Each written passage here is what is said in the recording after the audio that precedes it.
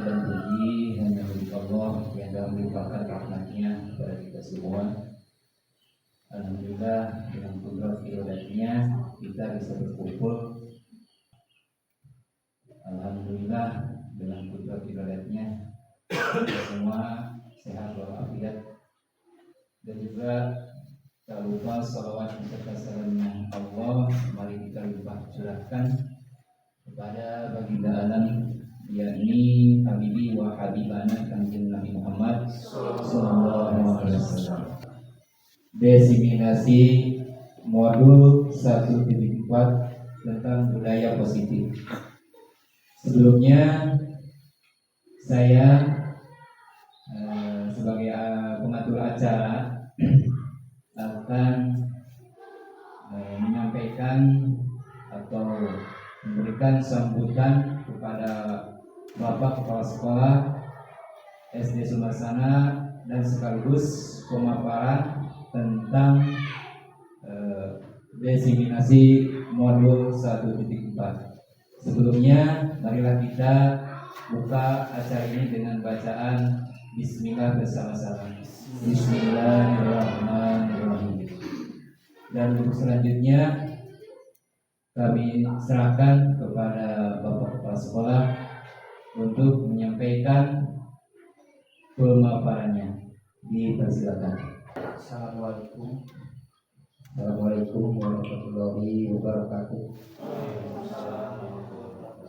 Alhamdulillah, alhamdulillahirabbil alamin, wa bihi nasta'inu ala umuri dunya. Rabbi sholli sadri wa yassirli amri wa hlul 'uqdatam min lisani yafqahu qawli. Amma ba'du. Ibu bapak guru, anak kuliah Dewas hormat, ucapan terima kasih kepada rekan dari SD sekolah sebelah SD Giri Atikan. Di sini kami akan memaparkan beberapa program dari guru penggerak, yaitu harus membuat aksi nyata dan juga berbagi kepada kawan rekan sejawat dan juga kepada sekolah-sekolah yang terdekat. Harus Bapak Ibu, sambutan mungkin tadi sesudah, dan saya sendiri di sini sebagai kepala sekolah dan juga sebagai calon guru penggerak. Terima kasih.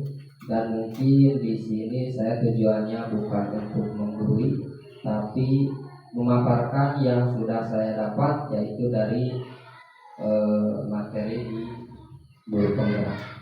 Dari pertama mungkin saya akan menjelaskan beberapa materi, yaitu dari 4 modul yang 1.4 dan selanjutnya. Yang pertama mungkin di sini saya akan menjelaskan tentang diseminasi modul 1.4, yaitu budaya positif, yang diharapkan budaya positif bisa diterapkan khususnya di sekolah kita.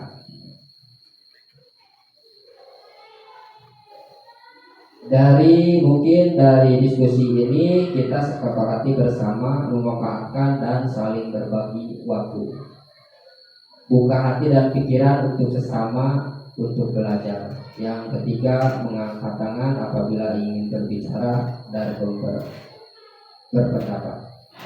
Kita sepakati kalau di diskusi ini yang 3 jenis ini, memanfaatkan waktu dan berbagi. Bila ada dari Bapak Ibu mungkin nanti ada yang bertanya,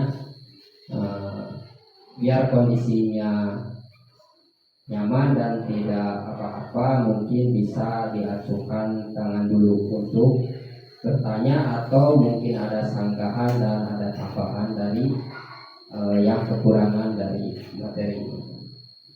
Agendanya yaitu yang ke-1, disiplin positif dan nilai-nilai kebajikan universal.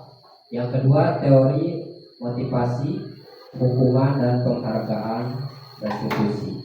Yang ketiga yaitu keyakinan kelas. Yang keempat, kebutuhan dasar manusia dan dunia berkualitas. Yang kelima, restitusi 5 posisi kontrol. Yang keenam, restitusi segitiga.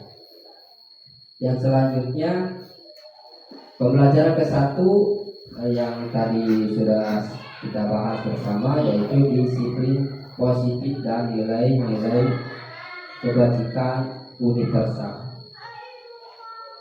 Di sini untuk sesi cobalah kita sama-sama telaah materi ini. Yang ke-1, tugas Anda adalah mengepalkan salah satu tangan Anda.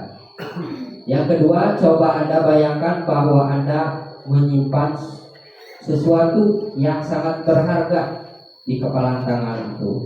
Di dalam kepalan tangan Anda perlu menjaga benda tersebut sekuat tenaga Anda, karena begitu pentingnya untuk kehidupan Anda. Yang ketiga, tugas rekan Anda adalah mencoba dengan segala cara untuk membuka kepala tangan Anda. Yang keempat, teman Anda yaitu B boleh membujuk, menghardik, mengidentifikasi, memarahi, menggoda, menggelitik, bahkan menawari Anda dengan sejumlah uang, seperti Pak Hadiah tadi, agar Anda bersedia membuka kepala tangan dengan keyakinan bagaimana kita menggodanya. Apakah kita teguh kepada pendirian kita? Apakah kita akan membuka? Itu mungkin jawabannya ada di dalam diri kita masing-masing. Apakah kita akan mengepalkan tangan itu terus-menerus dengan keyakinan sendiri? Apakah bisa dibujuk rayu dengan romantis seperti Pak Hadiah?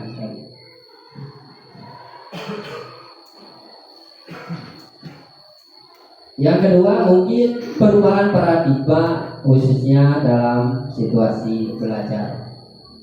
Yang pertanyaan ke-1, apakah Anda atau B membuka kepalan tangan Anda? Yang kedua, mungkin mengapa? Apa alasan Anda B membuka kepalan tangan Anda? Yang kedua, apakah Anda B menutup kepalan tangan Anda? Mengapa alasan Anda atau B tetap menutup? Yang ke-1 tadi bisa dijelaskan, bisa membuka. Yang kedua, menutup kembali. Yang ketiga, dalam kegiatan ini sesungguhnya siapa yang memegang kendali atau kontrol untuk membuka atau menutupnya? Tentunya jawabannya tentu kita sendiri yang memegang kontrol atas kepalan tangan kita. Apakah kita membuka atau menutup kepalan tangan kita? Itu tergantung kepada diri kita masing-masing sesuai dengan kebutuhan dasar kita sendiri. Jadi intinya mungkin dalam kehidupan kontrolnya itu ada di diri sendiri. Dengan alasan bisa dibujuk, bisa diapa, tapi tetap pada pendirian kita sendiri. Yang selanjutnya di sini saya membuat perubahan paradigma teori kontrol, teori pilihan, ilusi kontrol. Ilusi guru mengontrol murid. Kita sebagai pendidik pasti mengontrol setiap langkah-langkah yang dilakukan oleh siswa kita. Pada dasarnya kita tidak dapat memaksa murid untuk membuat sesuatu jikalau murid tersebut memilih untuk tidak melakukannya. Jadi Hal demikian terjadi karena murid sedang mengizinkan dirinya dikontrol. Perubahan paradigma, stimulus, respon, teori kontrol, teori pilihan. Bagaimana seorang bisa berubah dari paradigma stimulus respon kepada pendekatan teori kontrol. Di sini ada beberapa jenis, yaitu stimulus respon. Dari stimulus respon, realitas kebutuhan kita bersama. Semua orang melihat hal yang sama. Kita mencoba mengubah orang agar terpandang sama dengan kita. Berperilaku buruk dilihat sebagai suatu kesalahan. Orang lain bisa mengontrol saya bisa mengontrol orang lain. Pertanyaan dari pemantik, apa yang terlintas dalam benak Bapak Ibu guru hebat tentang makna disiplin? Dari filosofis disiplin positif dalam budaya kita, makna kata disiplin dimaknai menjadi suatu yang dilakukan seorang pada orang lain untuk mendapatkan kepatuhan. Kita cenderung menghubungkan kata disiplin dengan ketidaknyamanan.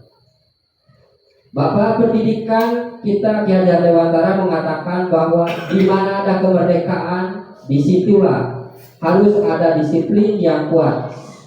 Sesungguhnya disiplin itu bersifat self-disiplin, yaitu kita sendiri yang mewajibkan kita dengan sekeras-kerasnya, tetapi itu sama saja. Sebab jikalau kita tidak cakap melakukan self-disiplin, wajiblah penguasa lain mendisiplinkan diri kita.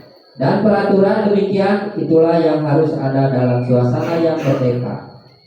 Refleksi, hal baru apa yang mengubah paradigma saya yang saya dapatkan? Perasaan apa yang muncul selama mengikuti sesi, khususnya mengenai makna disiplin dan memotivasi intuisi? Di sini contohnya bisa.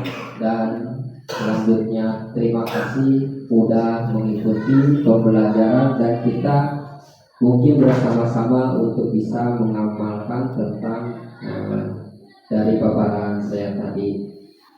Sekian mungkin pemaparan dari saya.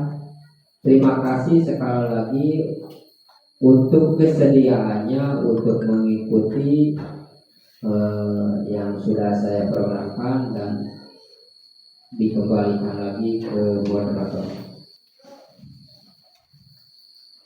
Terima kasih kepada calon guru penggerak angkatan 9. Mudah-mudahan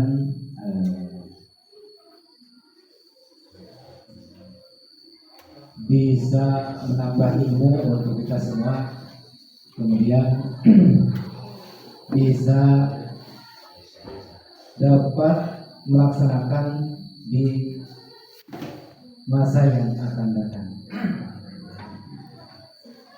Alhamdulillah, pemaparan tadi dari calon guru penggerak bisa dimengerti dan bisa diamalkan di kehidupan sehari-hari, khususnya bagi guru-guru kita untuk melaksanakan kewajiban kita sebagai tenaga pengajar. Acara untuk yang terakhir adalah doa. Mudah-mudahan kita semua diberi ilmu yang bermanfaat, kemudian diberi kesehatan. Ditutup dengan doa, Rabbana atina fid dunya hasanah wa fil akhirati hasanah wa qina adzabannar. Wassalamualaikum warahmatullahi wabarakatuh.